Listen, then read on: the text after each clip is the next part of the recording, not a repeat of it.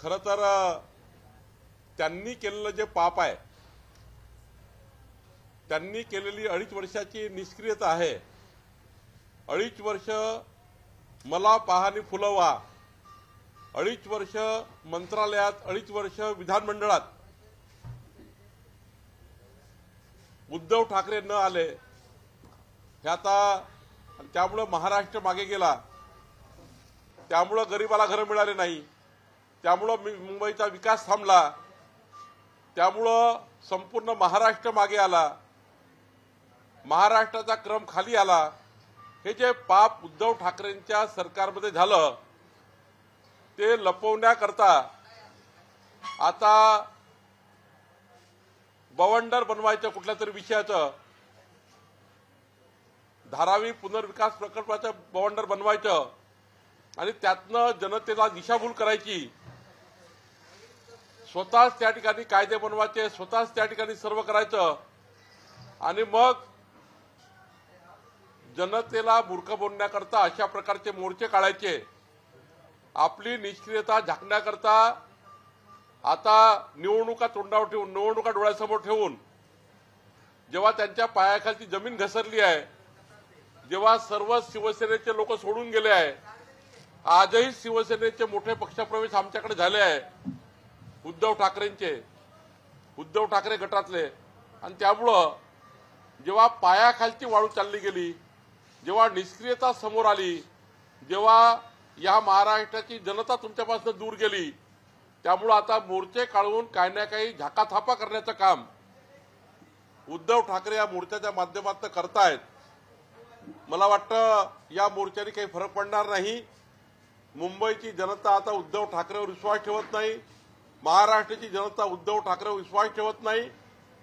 आणि आता महाविकास आघाडी सुद्धा एक दिल के तुकडे हुए हजार, कोई कहा गिरा और कोई कहा गिरा या परिस्थितीमध्ये आली आहे.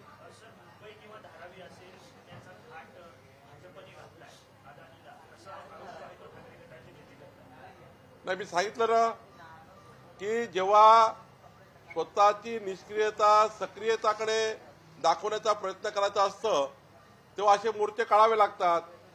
खरं तर धारावी पुनर्विकास प्रकल्पामध्ये लाखो लोकांना त्या ठिकाणी जे मुंबईकर धारावीकर वाट बघायचे, त्या धारावीकरांना मोठा फायदा या ठिकाणी होणार आहे. आणि जी काही पद्धती अवलंबल्या गेली ती सरकारने स्पष्ट केली आहे की कुठल्याही प्रकारचा कुणालाही फेवर न करता त्या ठिकाणी संपूर्ण पारदर्शी पद्धतीने आणि या सर्व बाबी घडत असताना त्यांच्या काळात ते झालं नाही, त्यांच्या काळात ते धारावी पुनर्विकास करू शकले नाही, त्यांच्या काळात गरीबाला घरं देऊ शकले नाही. आणि म्हणून त्या ठिकाणी मला वाटतं ते जे शल्य आहे ते आता उद्धव ठाकरेला दिसत आहे आणि म्हणून त्या ठिकाणी मोर्चा काढतायत.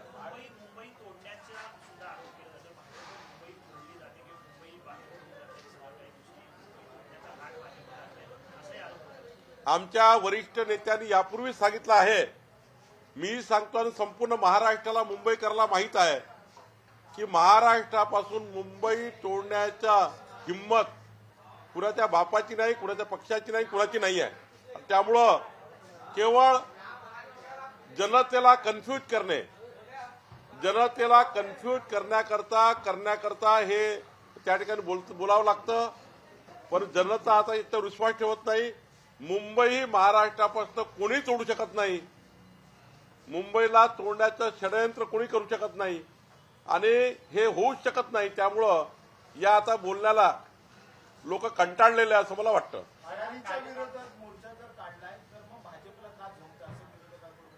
नाही, धारावीच्या पुनर्विकास प्रकल्पाचा जो काम उद्धव ठाकरेच्या काळात करता आलं असतं, उद्धव ठाकरेला जेव्हा अधिकार प्राप्त होते, जेव्हा त्याच्या सहीला महत्व होतं मुख्यमंत्री म्हणून, त्यांच्या काळात त्यांच्या निष्क्रियतेमुळे किंवा अनेक कारणामुळे, आज तुम्ही आरोप लावणार नाही, मला तेही माहिती आहे कुठल्या कारणाने तुम्ही मागं पडले, कुठल्या कारणाने तुम्ही होऊ दिलं नाही. त्यांच्या काळात ते करू शकले नाही, आमच्या काळात ते होत आहे आणि लोकांना घरं मिळतात. धारावीकर एकदा चांगल्या ठिकाणी जाण्याचा प्रयत्न होणार आहे, त्यांचं जीवनमान उंचावणार आहे. अशा वेळी उद्धव ठाकरे मोर्चा काढतात आहे आणि खोटी गोष्ट समोर आणून, ज्या बाबीला तथ्य नाही अशा बाबी समोर आणून सरकारच्या बद्दलचं प्रश्नचिन्ह उभं करण्याचा प्रयत्न करतात आहे।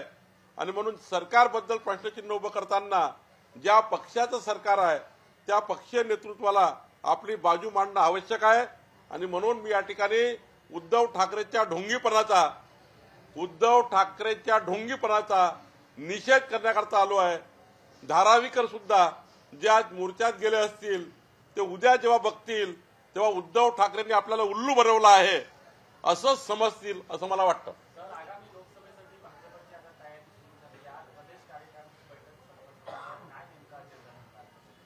सकाळपासून प्रदेश कार्य समिती सुरू आहे।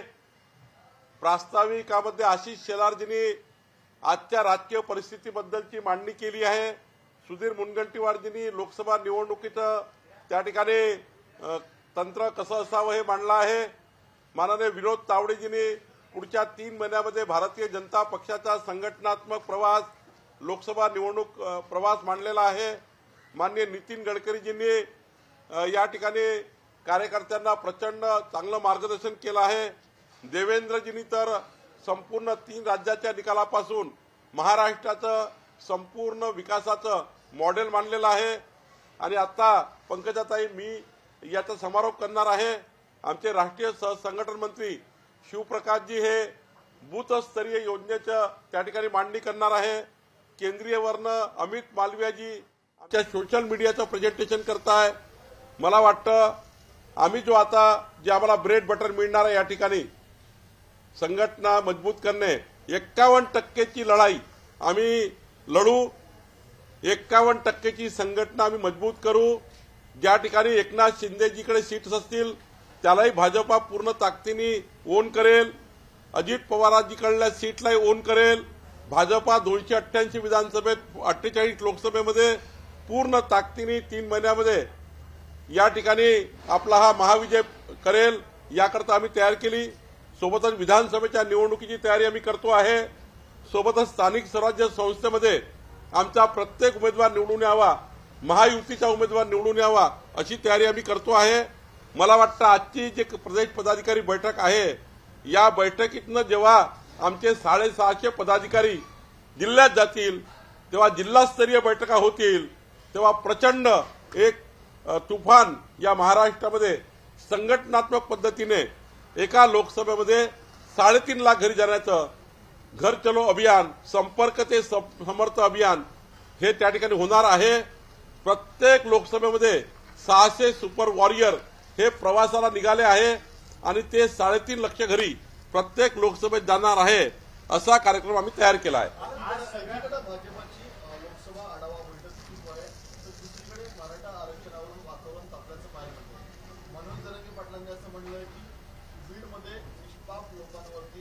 दाखल केले, आरोपी त्यांना बनवण्यात आलं।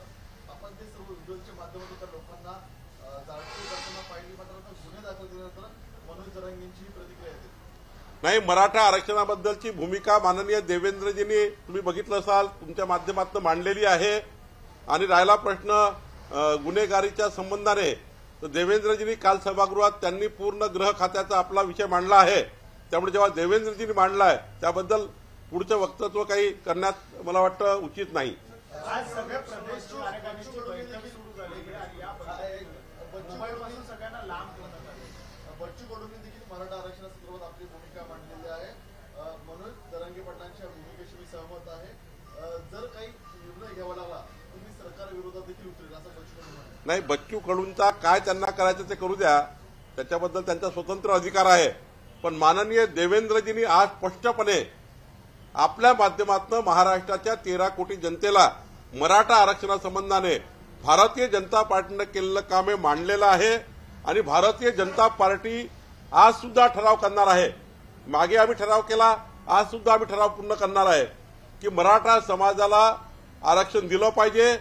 याकरता भारतीय जनता पार्टी पूर्ण सरकारच्या पाठीशी आहे। कुठलंही आरक्षण, कुणाही समाजाचं, ओबीसी समाजाचं आरक्षण कमी न करता मराठा समाजाकरता संपूर्ण महाराष्ट्र मराठा समाजाच्या मागे उभा आहे, ओबीसी समाजही उभा आहे।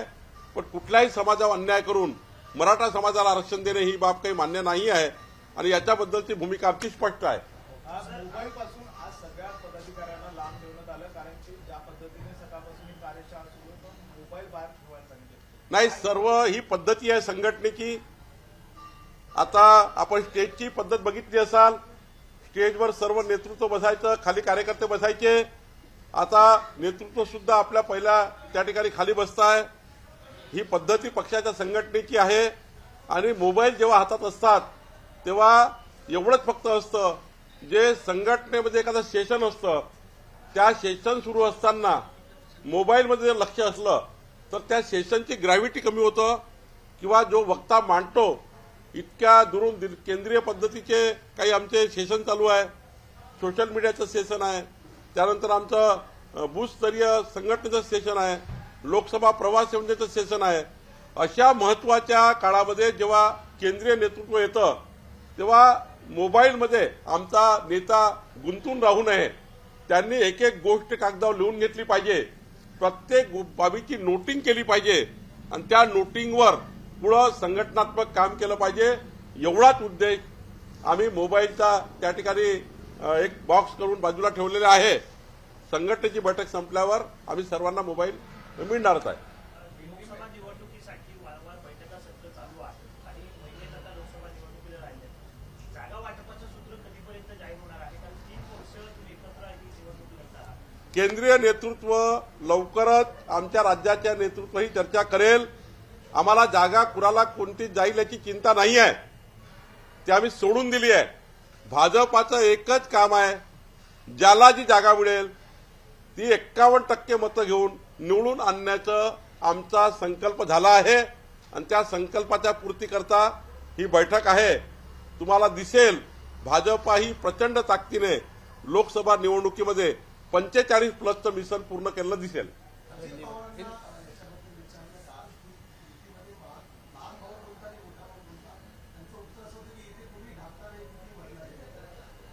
युतीमध्ये कधी लहान मोठा भावाचा काही प्रश्नच येत नाही. शेवटी भारतीय जनता पार्टी ही जगातली, राज्यातली, देशातला सर्वात मोठा पक्ष आहे. तो जनतेने टाकून दिलेला आहे. त्यामुळं खरं तर युतीमध्ये आम्ही जेव्हा बसतो तेव्हा एका विचाराने बसतो. जागा कमी जास्त असतात, पण आम्ही या ठिकाणी शेवटी जनतेने निवडून दिलेले प्रतिनिधी ज्या पक्षाचे जास्त असतात तो पक्ष मोठा असतो. त्यामुळे भारतीय जनता पक्ष हा राज्यातला सर्वात मोठा पक्ष आहे. त्यामुळे युतीमध्ये आपण हे बोलू शकतो, पण पक्ष म्हणून जर विचार केला तर महाराष्ट्रामध्ये सर्वात मोठा पक्ष भारतीय जनता पक्ष आहे. आणि त्यामुळं सर्वात जास्त खासदार आणि आमदार हे भाजपाचे असल्यामुळं आम्ही मोठ्या भावाच्या भूमिकेमध्ये आहोत.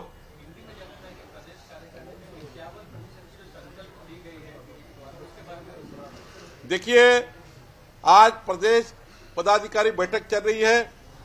हमारे प्रदेश के सारे पदाधिकारी, हमारे जिले के सारे अध्यक्ष, जिले के सारे महासचिव, 650 का यूनिट जो पार्टी का है वो यहाँ पर है. माननीय आशीष शेलार जी, माननीय सुधीर मुनगंटीवार जी ने सवेरे इस बैठक की शुरुआत की. माननीय देवेंद्र जी ने विकास का एजेंडा महाराष्ट्र को क्रमांक 1 पर लेके जाने के लिए पार्टी को जो सूचनाएं देनी थी उन्होंने अपने उद्घाटन के समय दी.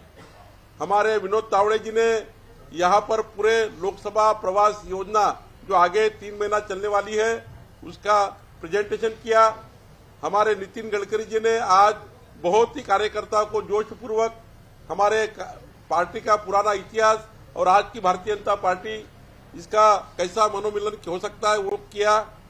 हमारे अभी पंकजाताई मैं समारोह करने वाले हैं. शिव प्रकाश जी हमारे बूथ स्तरीय कार्यक्रम को लेकर आए हैं और अमित मालवीय जी सोशल मीडिया का पूरा स्ट्रक्चर लेकर आए हुए हैं. जिस प्रकार से आज हमको ब्रेड बटर मिला है, ये जो हमारे सारे सेशन चल रहे हैं, इसके माध्यम से हम हमारे 650 लोग जब जिला में जाएंगे तो हमने जो हर लोकसभा में 600 सुपर वॉरियर बनाए हैं, हमने योद्धा बनाए हैं, वो 3.5 लाख घर में प्रवास करेंगे, संपर्क से समर्थन करेंगे और 51% वोट लेने की बात करेंगे. जिनको जो सीटें जाएंगी, एकनाथ जी को जो जाएगी वहां पर भी बीजेपी पूरी ताकत से काम क्योंकि ये लड़ाई जो है देश के लिए है, भारतीय जनता पार्टी के लिए महत्वपूर्ण नहीं, देश के लिए लड़ाई है। और मोदी जी के हाथ में देश देना है, देश का कल्याण करना है, देश को आगे लेके जाना है, विश्व का सर्वोत्तम भारत निर्माण करना है, विश्व का आत्मनिर्भर भारत होगा। ये बात को लेकर हम जा रहे हैं और निश्चित रूप से जो भी उम्मीदवार आएगा 51% की लड़ाई हम लड़के 51% वोट लेंगे। यही हमने आज की कार्यक्रम की रचना की है।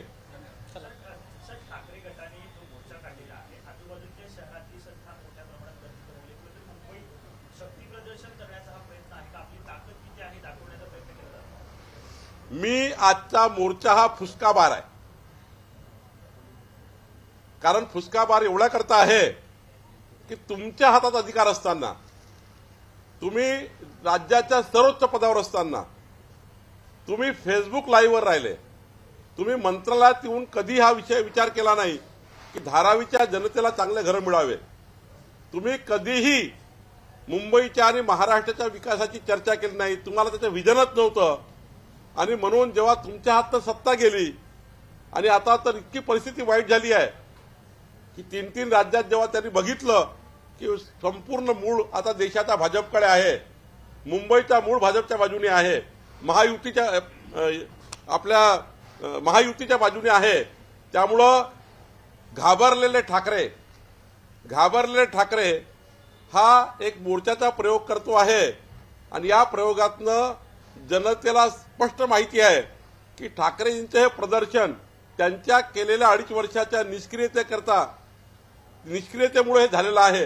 आणि त्यामुळे त्यांना आता आपली पार्टी ही काहीतरी राहिलेली पार्टी, शिल्लक पार्टी ही एकत्रित ठेवण्याकरता हा प्रयोग करावा लागतो आहे। या मोर्चाला दुसरं काही नाही आहे, या मोर्चाचा अजेंडा काही नाही आहे।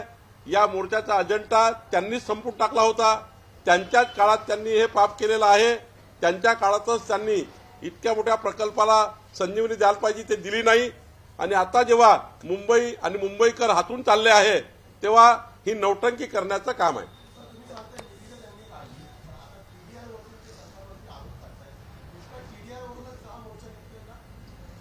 मी सांगितलं ना की जेव्हा 2.5 वर्षाच्या काळामध्ये त्यांचे उद्देश पूर्ण झाले नाही, त्यांचे उद्देश पूर्ती झाली नाही आणि त्यामुळं टीडीआरचा चुकीच्या पद्धतीने अर्थ काढून जनतेला कन्फ्यूज करून त्या ठिकाणी या मोर्चाचं आयोजन आहे। जनताही कन्व्हिन्स आहे, जनतेला घरं पाहिजे आहे आणि मला वाटतं आपलं महायुतीचं सरकार यांनी याचं पूर्ण स्पष्टीकरण केलं आहे। पण मोर्चा हा खरं तर जनतेला कन्फ्यूज करून त्या अर्ध्या मोर्चेकरला हे माहिती नसेल। माझी मीडियाच्या मित्रांना विनंती आहे, अर्ध्या मोर्चाला जर तुम्ही विचारलं कशा करता आले तर अर्ध्या मोर्चेकरला माहितीही नाही आहे कशा करता आले, कशा करता आले, कुठं चालले, कशा करता चालले, कुठं जाणार आहेत, काय या मोर्चाचा उद्देश आहे। 90% लोकांना माहिती नाही आहे त्या मोर्चामधल्या। माझी मीडियाच्या मित्राला विनंती आहे की त्या मोर्चात आलेल्या 4-5 जणांचा इंटरव्ह्यू घ्या, तेव्हा समजेल त्या मोर्चाचा उद्देश काय, मोर्चा कशा करता काढला आहे। जे आले त्यांना माहिती आहे का? काही माहिती नाही आहे। आणि त्यामुळं हा फुसका बार आहे, हा आपलं काहीतरी प्रदर्शन दाखवायचं आणि जिवंतपणा ठेवायचा, राहिलेली शिल्लक सेना किंचित होऊ नये यासाठी केलेला प्रयत्न आहे। मोर्चातले जे नागरिक होते ते धारावीचे नागरिक न असता ते दहिसर, मालाड या भागातले होते। याचा अर्थ हा स्पॉन्सर मोर्चा आहे का दुसऱ्या कोणत्या आघाडीकडून तयार करण्यात आलेला आहे? मोर्चातल्या 90% लोकांना माहिती नाही आहे की हा मोर्चा कशाचा आहे। तुम्ही मोर्चातल्या कुठल्याही लोकांना विचारा, त्या मोर्चाचं काही त्याला विषयी माहीत नाही आहे।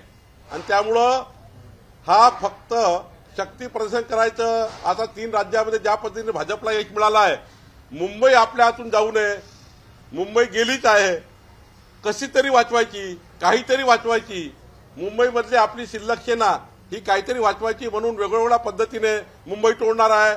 धारावीचं हे झालं, टीडीआरचं हे झालं। खरं तर याचं सर्व हे कन्फ्युजन करायचं काम आहे। मला वाटतं या मोर्चा कुठेही त्या ठिकाणी सफल होणारा नाही आहे। त्या मोर्चात आलेले सर्व नागरिक हे बाहेरचे आहेत, धारावीचे फार कमी आहेत आणि त्यांनाही कन्फ्यूज करून आणलेलं असं मला वाटतं। सर, वर्ध्यामध्ये ओबीसी गळा होता, परंतु अनेक नेत्यांनी तिकडे जाणं टाळलेलं आहे। परंतु सभागृहात आवाहन केलं होतं की अशा 2 समाजामध्ये तेढ निर्माण होऊ नये म्हणून असे मोर्चे होऊ नये। तर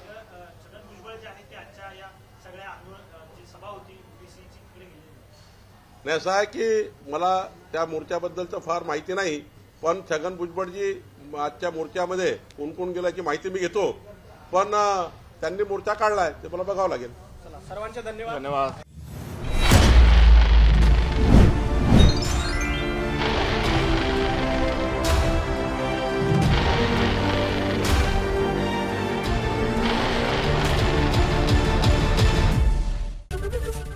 एबीपी माझा, उघडा डोळे बघा नीट.